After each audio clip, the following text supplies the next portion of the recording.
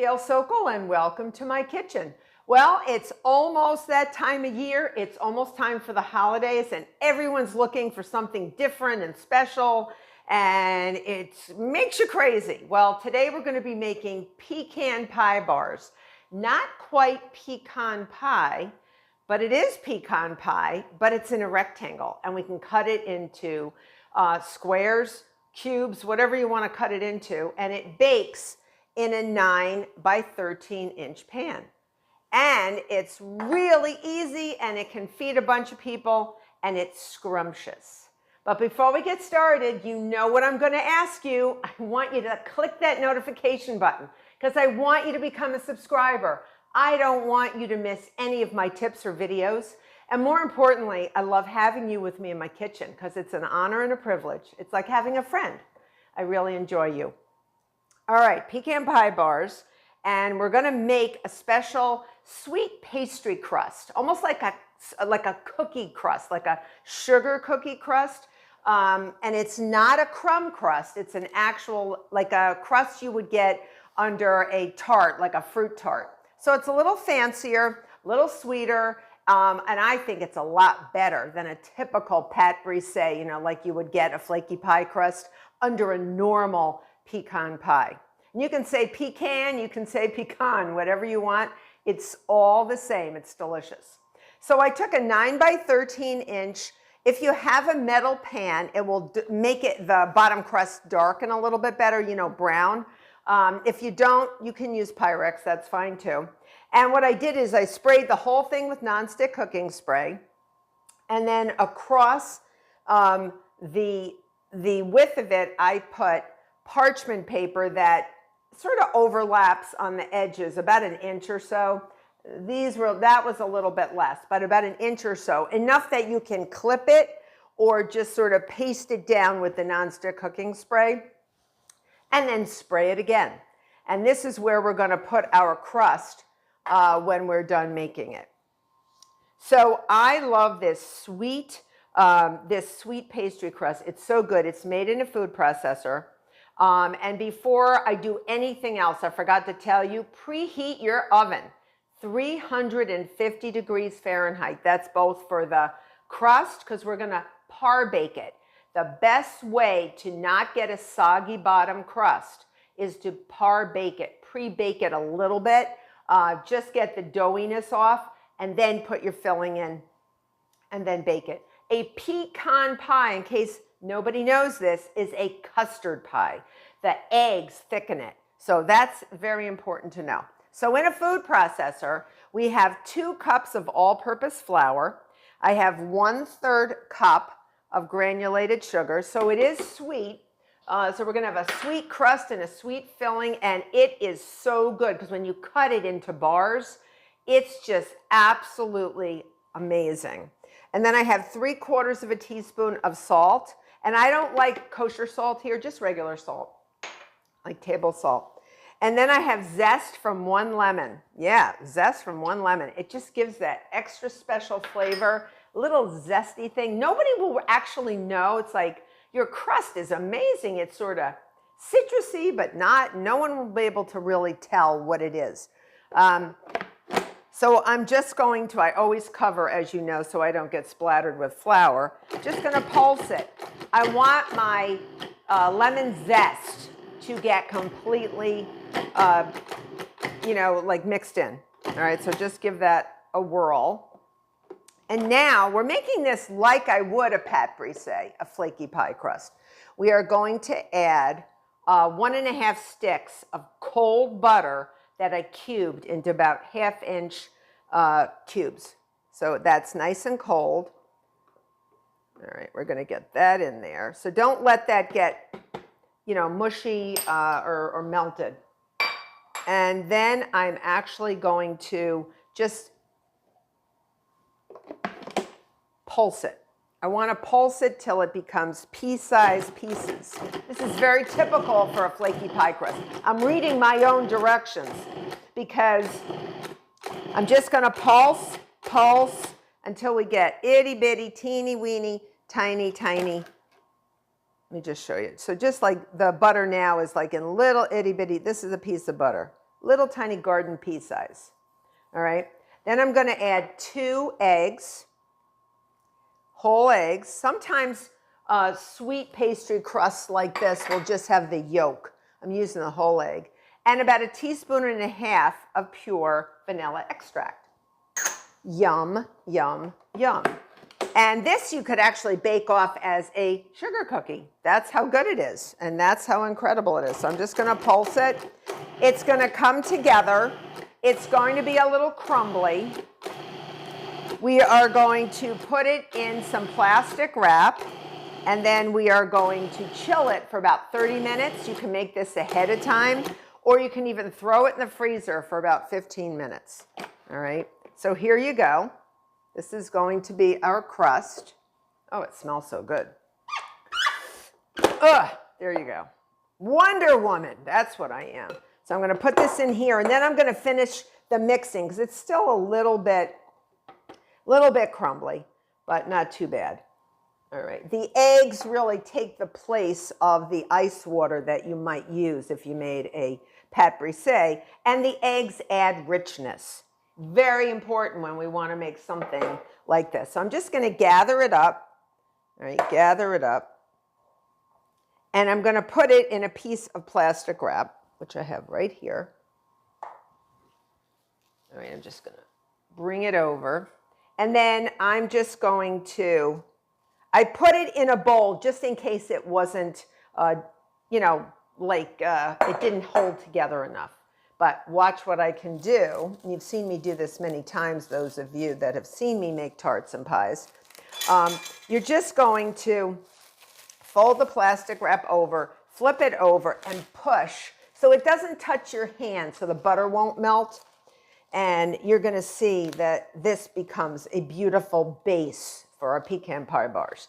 So right now, I could either put this in the freezer and say, yeah, I'll make this in a few weeks right before Thanksgiving or whatever, or my cookie, you know, if you want to have like a cookie exchange or you have a bake sale.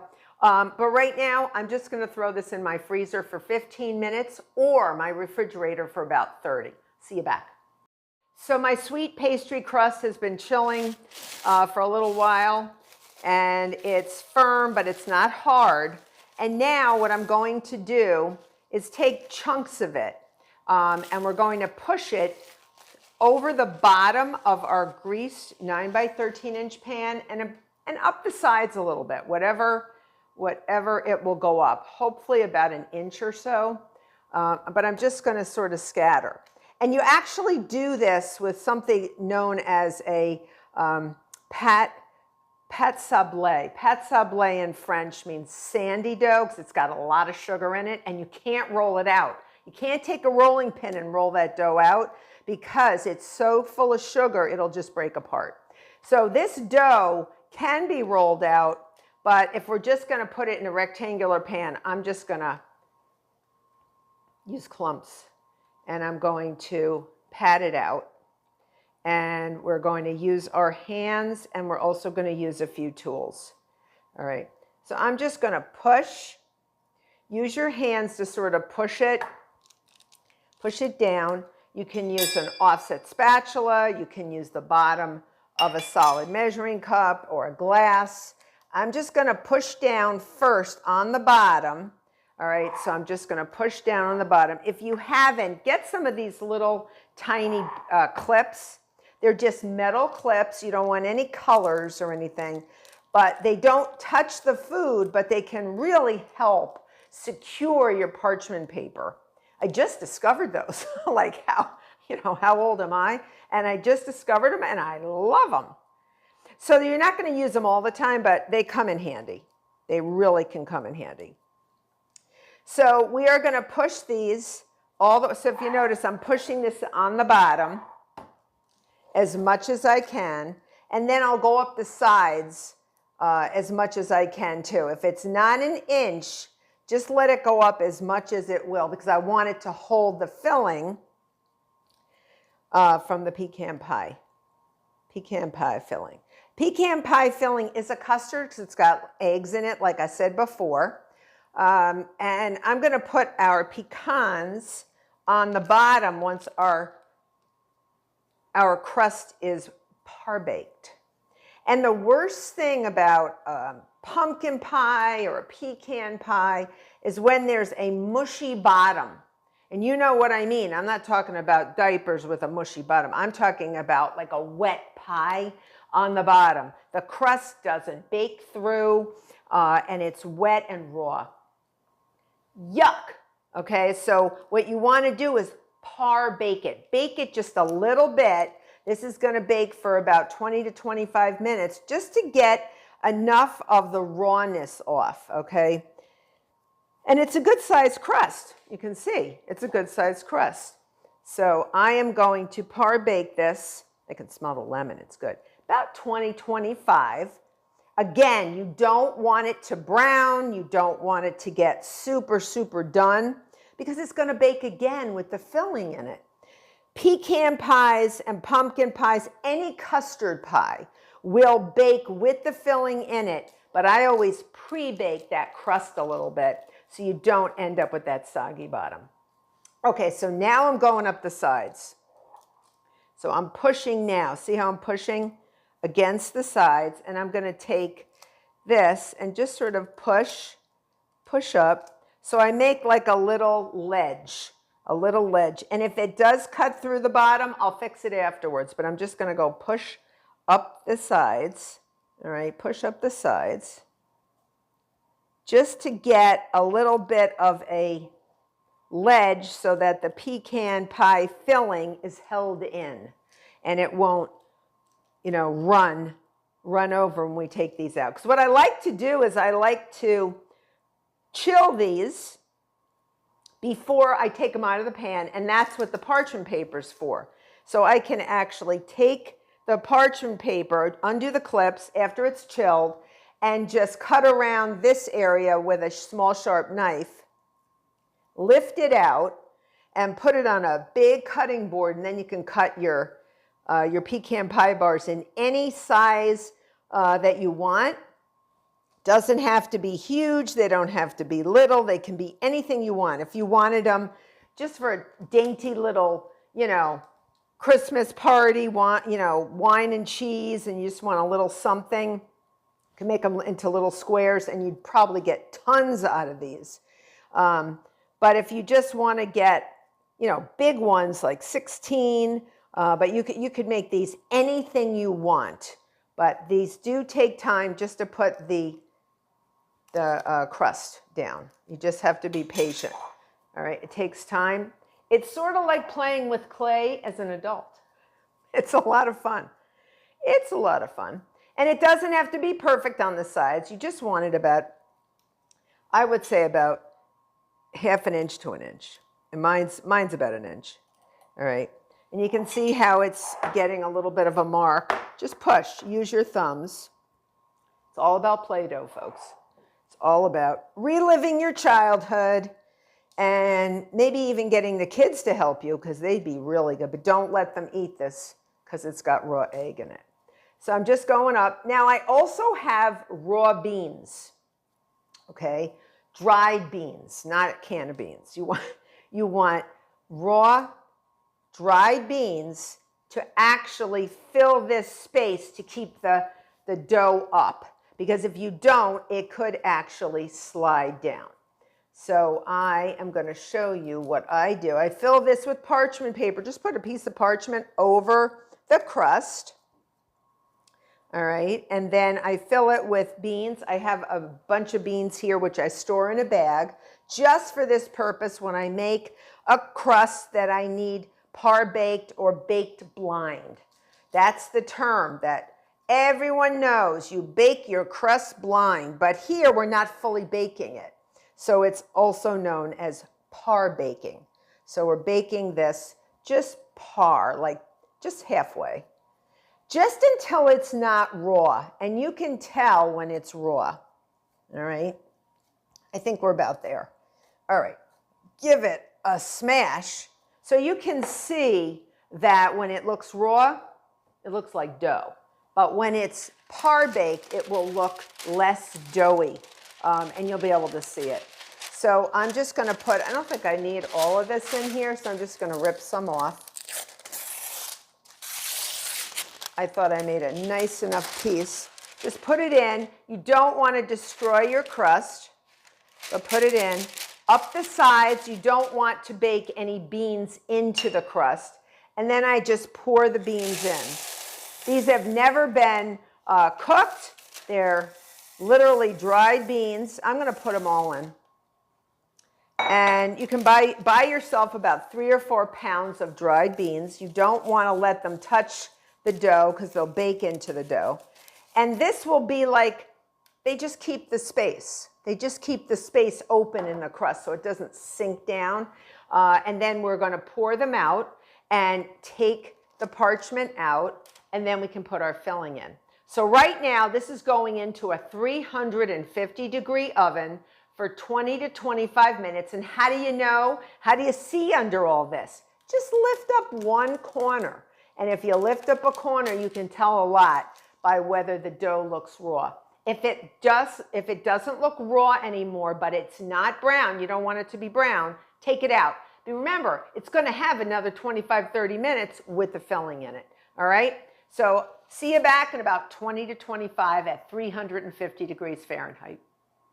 Pastry crust baked for about 25 minutes. I looked at it after 20 and I thought, it could be a little bit less raw. And look how beautiful it is. It's not totally brown, but it's not raw, and it's ready to be baked with our beautiful pecan pie filling. So before I make our filling, we're going to take 2 cups of pecan halves, and we're going to, you don't have to arrange them, you just want to scatter them around. Scatter them so that they're evenly around, okay? If you want to painstakingly arrange them, and I have done that, you can do whatever you want. They may not stay exactly the way you have arranged them. Sometimes in the filling, they will flip over. So this is what I got, okay? Just scatter them so that they are basically in one layer. They're not one on top of the other, okay? That's be about right. Now, in a bowl, in a large bowl, and I've also maintained my oven temperature, so it's still 350 degrees Fahrenheit. I have 1 cup of dark brown sugar, okay? 1 cup of dark brown sugar. I have 4 tablespoons of melted butter, unsalted butter. I have 5 large eggs, the whole egg. Okay. And there's going to be a secret ingredient in a little while. But before I put in my light corn syrup, I'm just going to get the brown sugar blended. Sometimes brown sugar can be a little clumpy. I just measured it out, and sometimes it can dry out while you're waiting to use it. So you just want to make sure you got everything in there, and it looks good. 1 cup of light corn syrup. And if you really want it to come out very easily from your liquid measuring cup, what you can do is spray it with nonstick cooking spray. A little hint. Maybe many of you knew that already. And you just pour it in, and it will actually come out a little bit easier. Okay? So I got that in there. Sticky, icky, icky. And then I have 1½ teaspoons of pure vanilla extract again. Secret ingredient alert, 2 tablespoons of sweet soy sauce or Indonesian soy sauce. It's a little thicker than soy sauce. And when I worked in a restaurant many years ago, the chef gave me a little secret tip. He said, whenever I make my pecan pies, which I used to do for the holidays for him, he said, put in a little Indonesian soy sauce or sweet soy sauce. 2 tablespoons. It's just sweet. It just gives a little, I don't know, sweet salt. Not too salty, very, very, very nice. Just a little something extra. You know, a little je ne sais quoi. Nothing wrong with that. Nothing wrong with a je ne sais quoi. And then you're going to get everything out of your whisk. And then you're going to just pour this over just evenly pour it over your filling. Try to keep it within the side crust that you've baked so it's not going over the edge. If it goes over a little bit when it bakes, and it will because it'll puff up a little bit. Eggs do that when you bake with them, they will puff up a little. And remember, this is a custard tart or a custard pie bar, so it will puff up just a little. But what's nice about a pecan pie is it puffs up and then it will settle back down after it's baked. So you'll see it puff up, and right now it's right to the edge of the crust. I am going to bake this for 35 minutes. And I'm just going to move a few of the pecans that have moved around a little bit, just so I have some pecans in the center. Now, when you take out a custard pie, you may say, oh, it's still a little wiggly. After 35 minutes, it shouldn't be super jiggly. But if the center is a little jiggly, it's okay, because carryover cooking, when you take it out, will help it become a little more solid. And then as you chill it, it's going to get even more solid, because we don't cut these babies until this whole thing is cooled and chilled. All right. So right now we're going in the oven very carefully, 350 degrees Fahrenheit for 35 minutes, or until the middle is barely jiggly. All right. I'll see you back. Pecan pie bars came out of the oven and they're gorgeous. And I let them cool. And then I just cut on this side of the pan with an offset spatula, and on this side. These were the pans that did not have any parchment. And then I just reached and took both sides of the parchment on the long sides and lifted it out gingerly and put it down on a cutting board. So I want you to look at Instagram for the big cutting.